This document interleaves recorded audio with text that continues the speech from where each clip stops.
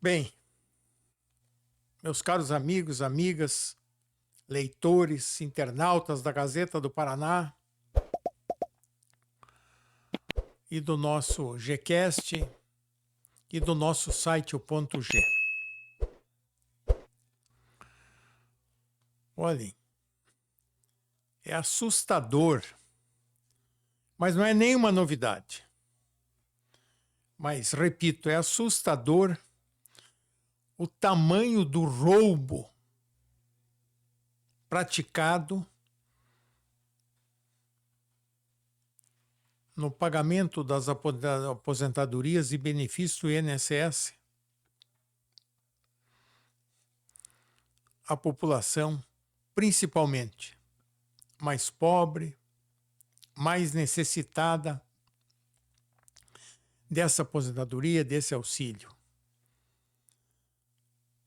A quadrilha roubou 7 bilhões de reais. Meus amigos, vou repetir aqui. Vocês já devem ter ouvido, constatado essa notícia. Mas roubaram 7 bilhões de reais. E se perguntar, alguém aí perguntar, quem está preso? Ninguém. Ninguém. A Polícia Federal fez um trabalho excepcional, exemplar, levantou a roubalheira toda, mas ninguém está preso.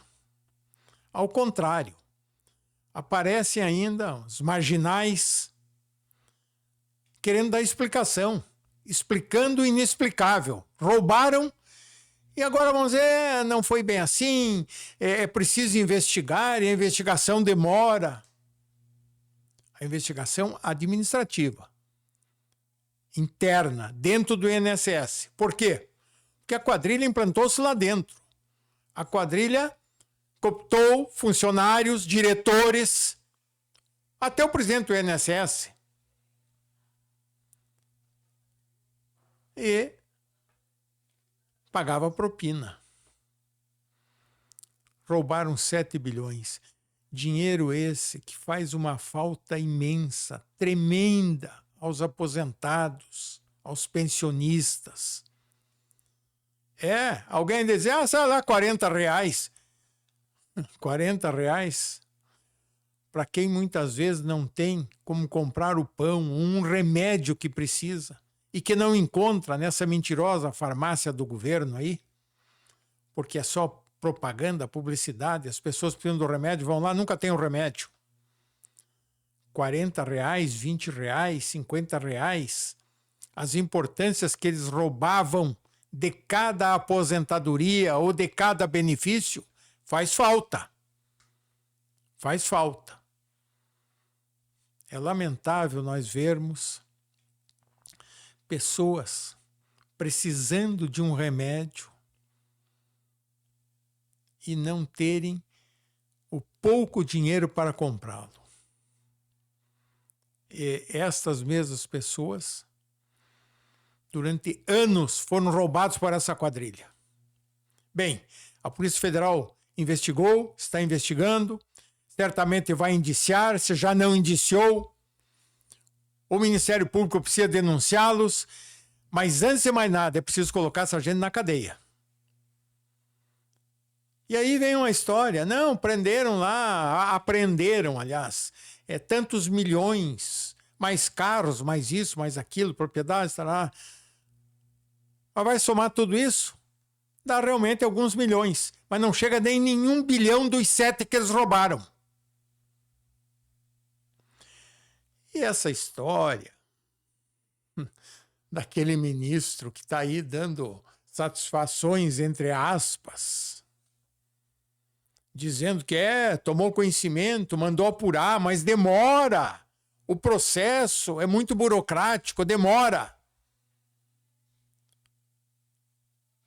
Esse ministro pode saber. Ele tem culpa no cartório. E essa história de andar ameaçando o presidente da República. Não, se demitiu o ministro, o partido inteiro sai fora, está fora do governo. Pois olha, se for para moralizar, se for para evitar que a população, a mais pobre, a mais necessitada, continue sendo roubada, mete na rua e mete na cadeia. Não vem com essa história. Não, eu não tenho culpa. Como não tem culpa? Eu quero assumir um compromisso aqui com vocês, caros internautas, leitores da Gazeta do Paraná. Eu tenho em Curitiba uma prova concreta de uma empresária que tempos atrás comprou esse ministro,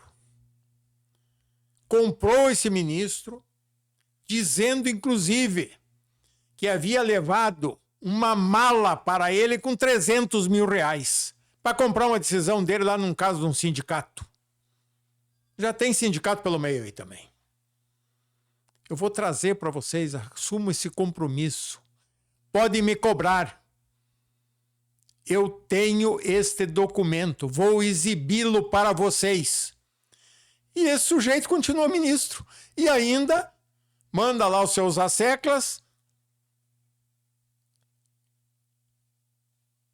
se voltarem para o governo e ameaçarem o governo, dizendo: se caiu o ministro, o partido está fora do governo. Pois bem, para que a coisa realmente seja moralizada, para que a população volte a acreditar no governo, agora é a hora. Põe esse ministro na rua. Põe na rua. Põe os seus asseclas todos na rua.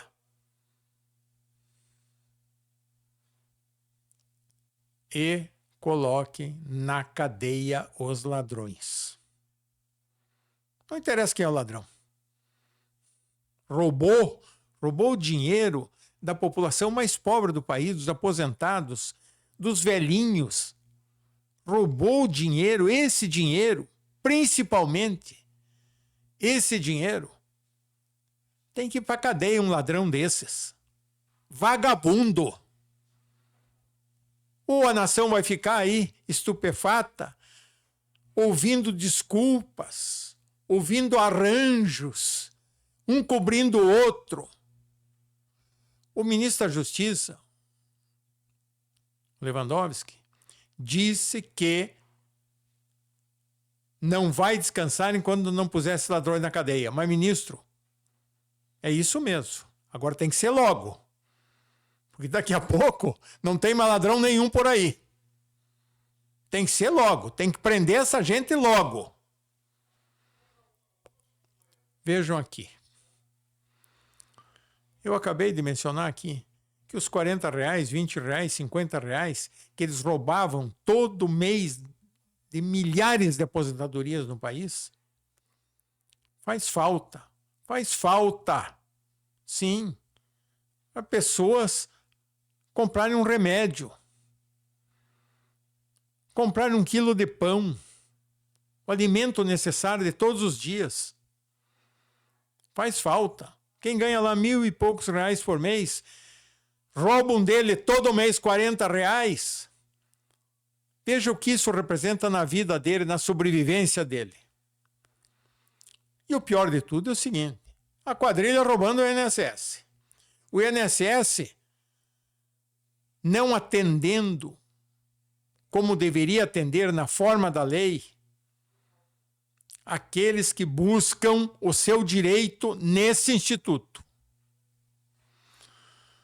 E aqui, como disse para vocês, que eu vou trazer a prova aqui de uma empresária que declarou ter subornado esse ministro aí com 300 mil reais levados numa mala. Também uma coisa que me deixou, dias atrás me mostraram, uma decisão de um juiz federal num mandato de segurança de um aposentado que tinha todos os direitos e eles foram negados pelo INSS, impetrou o mandato de segurança. Sabe o que aconteceu? O juiz justificando o indeferimento do pedido, disse: não, em razão de acordo entre a Justiça Federal e o INSS, nego. Mas, ora, meus senhores, que justiça é essa? Que justiça é essa? Quer dizer que a Justiça Federal está aí para ser subordinada aos interesses, às determinações do INSS? É isso? A Justiça Federal fez um acordo lá. O que o aposentado tem a ver com o acordo que a Justiça Federal fez com o INSS? Nada. A Justiça está aí para garantir o direito do aposentado. E não para se justificar dizendo que fez um acordo e que por isso nega. Mandado de segurança, que é medida urgente. Leva 90 dias, 180 dias. E a pessoa, o necessitado, o aposentado, tem que ficar calado. Calado. Por quê? Porque a Justiça Federal fez um acordo com o INSS. Olha, mas nem tudo está perdido. Porque eu conheço juízes federais também, outros juízes federais, que não titubeiam, concedem o direito, analisam a petição, enquadram ela no direito e concedem o direito. Então não podemos generalizar. Mas que é de ficar estupefato um juiz federal dizer que nega um mandado de segurança líquido e certo, porque a Justiça Federal tem um acordo com o INSS? Logo esse instituto aí, que nega uma aposentadoria de nada, michuruca lá de 1.000 e poucos reais, de um salário mínimo, e deixa roubarem 7 bilhões de reais dos aposentados? É possível uma coisa dessas? Me respondam, meus caros amigos, amigas, é possível? É possível continuarmos calados e assistirmos a impunidade graçar por esse país afora? É possível? É possível permitirmos que pessoas humildes, pobres, necessitadas sejam roubadas como foram roubadas durante anos por essa quadrilha? É possível? Eu vou assumir o compromisso com vocês novamente aqui. Vou trazer aqui, a semana que vem, a prova de que este ministro, que está se pintando de bonzinho aí, né? Foi comprado por uma empresária com 300 mil reais que ela disse que levou para ele numa mala no ministério, para ele liberar lá um alvará, não sei o que, uma licença para montarem um sindicato. Desses muitos sindicatos que tem por aí, que estão só no papel, para assaltar o poder público, para receber verbas públicas. Eu vou trazer aqui a semana que vem, meus amigos. Mas quero deixar aqui a minha indignação, a minha revolta com um fato como esse. Claro que muitos outros estão acontecendo pelo Brasil. O Brasil está dominado por quadrilhas. São quadrilhas. A quadrilha que se juntou aí para roubar o INSS. Mas não é só essa quadrilha, não. É a quadrilha das agências reguladoras aí. Lá é quadrilha também. A quadrilha dos bancos. A quadrilha dos laboratórios farmacêuticos. Esta é uma quadrilha terrível. Terrível. Vejam o preço dos remédios. Vejam a roubalheira praticada em cima do povo, principalmente das pessoas mais pobres, mais humildes, que precisam do remédio, precisam do medicamento e que não tem como comprar, até porque são roubados na sua aposentadoria lá dentro do INSS, por essa quadrilha. O país está dominado por quadrilhas. É impressionante isso. E os bancos? E os bancos, meus amigos? Roubam, achacam, determinam o que deva ou não deva ser feito, sempre que contrariam, pode contrariar os interesses deles, o achaque deles, e o governo quieto. Ora, um país como o Brasil, do tamanho do Brasil, com mais de 200 milhões de habitantes, tem 5 bancos. 5 bancos. Vamos contar aqui? Itaú, Bradesco, Caixa Econômica, Banco do Brasil, Santander. Qual mais? Tem as cooperativas, claro, elas estão crescendo agora. Mas bancos? São 5 bancos. Dominam a nação. Dominam o governo. Eu quero ver um governo que tenha, primeiro, vergonha, segundo, coragem, para agir contra esses bancos. Vou finalizar deixando um número aqui para vocês. O produto interno bruto brasileiro é lá 5 trilhões. Produto interno. Muito bem. Aí, o governo, não é só esse, todos os governos, todos, porque estão todos dominados pelos bancos. O governo, olha, tem um rombo no caixa, daqui a pouco não tem dinheiro. Tem uma notícia aí de que para as necessidades básicas do governo no país, em 2027 não vai mais ter dinheiro. E sempre estão ameaçando, olha, vamos cortar a aposentadoria, vamos cortar isso, vamos cortar aquilo, tal. Muito bem. A última notícia de rombo era, primeiro era 200 bilhões, daí caiu para 100 e poucos bilhões, daí inventaram uma história de que não era mais 100, era 80 bilhões, bilhões. O tal rombo do caixa. Agora tem uma nova notícia aí de que o rombo no caixa vai voltar a ser 200 bilhões. Meus amigos, preste atenção. De juros extorsivos, de achaque em cima do povo, não é nem do Tesouro Público, porque quem mantém o Tesouro Público somos todos nós, é a população. O governo paga anualmente para esses picaretas, bancos, mais de 500 bilhões. Mas sobre isso ninguém fala. Ninguém diz nada. Ninguém reclama. Não tem ninguém do governo para dizer, olha, para com isso. Chama esses bancos. Vou chamar a população também.